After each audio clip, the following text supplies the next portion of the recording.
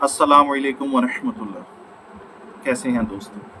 उम्मीद करता हूँ आप खैरियत से। मैं हूँ सैयद असद हुसैन और आप देख रहे हैं historic truth with Asad Naqvi. शोहदाए Karbala के ऊपर एक सिलसिला जो मैंने शुरू किया था कल, आज उसी सिलसिले में सफीना करबला के आज उस दूसरे सवार शहीद के मुतालिक बात करूँगा जिसको तारीख अली असगर के नाम से जानते हैं। मैं अपनी आइंदा आने वाली वीडियोस के अंदर सरजमीन करबला के अंदर मौजूद तमाम शोहदा के हवाले से उनकी समाना उम्री, उनकी सीरत, उनकी फ़ज़ाइल और उनकी शहादत के हवाले से कुछ तारीख़ी हक़ाइक़ आपके सामने बयान करूँगा। क्या आप तसव्वुर कर सकते हैं ऐसा बच्चा जो बोल भी ना सके, जिसके पास ना तलवार थी, ना नेज़ा, ना कोई ज़र्रा, ना ढाल, और फिर भी ज़ालिमों ने उसे भी ना बख्शा। आज हम बयान करेंगे उस शहज़ादे की दर्द भरी कहानी जिसे तारीख़ बाबुल हवाइज के नाम से याद करती है। जी हाँ, हज़रत अली असगर अलैहिस्सलाम की शहादत का दर्दनाक वाक़या। अब्दुल्ला बिन हुसैन बिन अली बिन अबी तालिब या अब्दुल्ला अर्रज़ी इमाम हुसैन अलैहिस्सलाम के शीरख्वार और कमसिन फर्जंद थे जो अली असगर के नाम से मशहूर हैं। अब्दुल्ला इमाम हुसैन अलैहिस्सलाम के फर्जंद हैं और आपकी मादर गिरामी इमराउल कैस की बेटी जनाब रुबाब खातून। अब्दुल्ला बिन हुसैन की विलादत की तारीख़ मुअय्यन नहीं है, लेकिन अक्सर मनाबे के मुताबिक आपको करबला में शहादत के वक्त शीरख्वार कहा गया। अहले तशय्युअ और अहले सुन्नत के कदीम मनाबे के मुताबिक इस बच्चे का नाम अब्दुल्ला था, लेकिन अहले तशय्युअ के मुअख्खिर मनाबे के मुताबिक आप अली असगर के नाम से मशहूर हैं। मक़तल अल हुसैन, अख्तब ख़वारिज़म और मनाक़िब आले अबी तालिब इब्ने शहर आशूब में इमाम हुसैन अलैहिस्सलाम के शीरख्वार फर्जंद को अली के नाम से याद किया गया। इन्हीं मनाबे की पैरवी करते हुए अब तक इस बच्चे को अली असगर कहा जाता है और गालिबन इमाम सज्जाद अलैहिस्सलाम को अली औसत का लक़ब दिया गया। इस मनाबे में इमाम हुसैन अलैहिस्सलाम के इस फर्जंद का नाम ज़िक्र किया गया है, लेकिन आपकी शहादत की कोई कैफियत बयान नहीं की गई। मुक़द्दम और मुअख्खर मनाबे में इमाम हुसैन अलैहिस्सलाम के इन फर्जंदों की तादाद में इख्तलाफ पाया जाता है, जिनका नाम अली है। इमाम हुसैन अलैहिस्सलाम के फर्जंदों के नामों के मुतालिक कुलैनी की रिवायत के मुताबिक जब मरवान ने इमाम हुसैन अलैहिस्सलाम पर एतराज़ किया कि आपने अपने दो फर्जंदों का नाम अली क्यों रखा, तो इमाम अलैहिस्सलाम ने मरवान के जवाब में कहा, अगर मेरे 100 फर्जंद भी होते तो मैं उन सब का नाम अली रखता। तारीख़ी किताबों में अली असगर की शहादत के बारे में मुख्तलिफ़ रवायात मौजूद हैं। जैसा कि शेख मुफीद अला रहमा कहते हैं, इमाम हुसैन अलैहिस्सलाम ने इमाम हसन अलैहिस्सलाम के फर्जंद जनाब कासिम के लाशे को दूसरे शुहदा के साथ रखा और खेमे के आगे बैठ गए और अली असगर को आपके पास लाया गया। इमाम हुसैन अलैहिस्सलाम ने अली असगर को आगोश में लिया। इसी वक्त बनी असद के एक मर्द ने एक तीर अली असगर की तरफ चलाया और आपको शहीद कर दिया। इमाम हुसैन अलैहिस्सलाम ने अली असगर के गले के नीचे हाथ रखा। जब हाथ खून से भर गया तो आपने खून को ज़मीन पर गिराया और फरमाया, खुदाया अगर आसमान से हमारी गैबी मदद ना फरमाई तो इस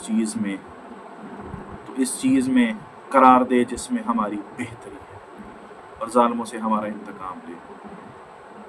फिर अली असगर को उठाया और दूसरे शुहदा के साथ लिटा दिया। एक और कौल के मुताबिक इमाम हुसैन अलैहिस्सलाम ने आखिरी वक्त यानी आवान व अंसार की शहादत के बाद, इससे पहले कि खुद मैदान की तरफ रवाना होते, विदा के लिए खैमे में आए और अपने घर वालों से विदा करने के बाद जब अब्दुल्ला अली असगर को आगोश में लेकर उसे चूम रहे थे कि अचानक बनी असद के एक शख्स ने तीर चलाया और अली असगर को शहीद कर दिया।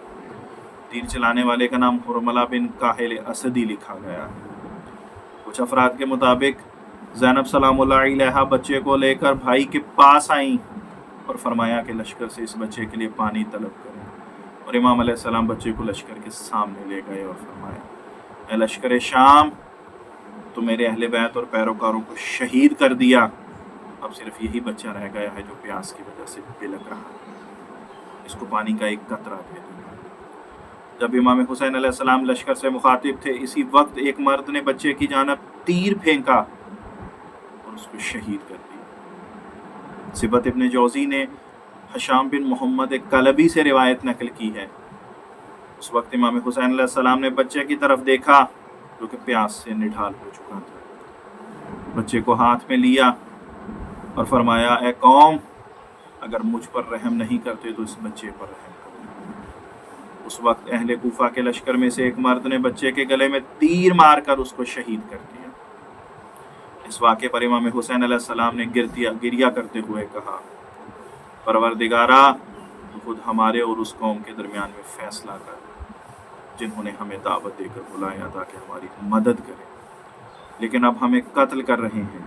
پھر امام حسین علیہ السلام نے اپنے فرزند کے گلے پر ہاتھ رکھا اور آپ کا ہاتھ خون سے بھر گیا، اور اس خون کو آسمان کی جانب پھینکا اور فرمایا، جو چیز ان سب سختیوں اور مشکلوں کو میرے لیے آسان کرتی ہے وہ یہ ہے کہ ہم سب اللہ کے محضر ہیں۔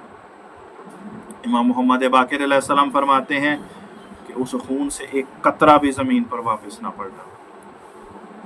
امام حسین علیہ السلام علی اصغر کے بے جان جسم کو لے کر خیمے کی جانب گئے اور پھر اسے دفن کرنے کے بعد خود میدان کی جانب روانہ۔ بعض اقوال کے مطابق امام حسین علیہ السلام نے اپنے فرزند کی شہادت کے بعد فرمایا، خدایا، اس بچے کی شہادت تیرے نزدیک صالح علیہ السلام کی اونٹنی کو مارنے سے کم نہیں، خدایا اگر آج فتح اور نصرت ہمارے مقدر میں نہیں تو اسے اس دن کے لیے قرار دے جو ہمارے لیے بہتر ہے۔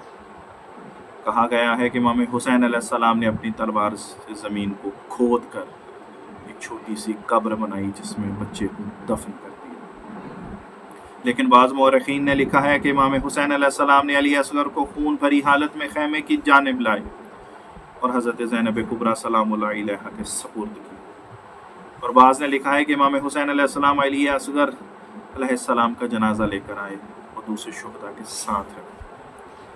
بعض منابع میں بنی اسد کو حضرت علی اصغر علیہ السلام کا قاتل کہا گیا، لیکن کسی کا نام ذکر نہیں، جبکہ بعض نے حرملہ بن کاہل اسدی کا نام ذکر کیا۔ زیارت شہداء میں بھی حرملہ کا نام آیا اور اس پر لعنت کی گئی۔ بعض میں ہانی بن سبید حضرمی کا نام بھی ذکر کیا گیا۔ آپ کے دفن کے متعلق اختلاف ذکر ہوا۔ امام حسین علیہ السلام نے اپنی تلوار سے قبر کھودی اور انہیں دفن کیا۔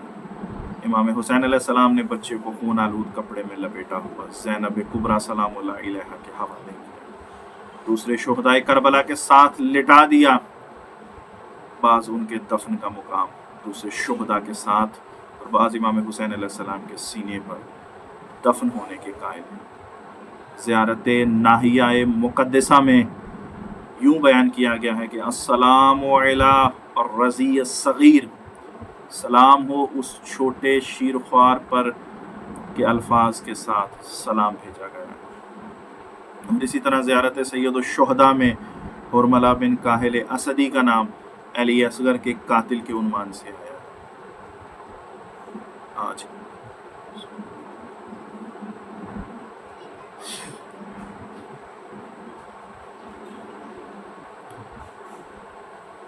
شہزادہ علی اصغر کا وجود آنے والی نسلوں کے لیے ایک خاموش پیغام ہے کہ حسین ابن علی میدان کربلا میں جنگ کی غرض سے نہیں آئے، اگر وہ جنگ کی غرض سے آتے تو وہ اپنے شیر خوار بچے اور اپنے اہل و عیال کو مدینہ چھوڑ کر آتے اور اپنے ساتھ سامان حرب لے کر آتے، اپنے ساتھ اپنے حامیان اور اپنے ناصران کو لے کر آتے اور ایک مرتب کیے ہوئے لشکر کے ساتھ یزید سے مقابلہ کرتے۔ امام حسین علیہ السلام کا اس شیرخوار بچے کو ساتھ لے کر آنا اور میدان جنگ میں لے کے جانا یہ ثابت کرتا ہے کہ امام حسین علیہ السلام کا مقصد جنگ نہیں بلکہ اپنے نانا کی امت کی اصلاح تھا۔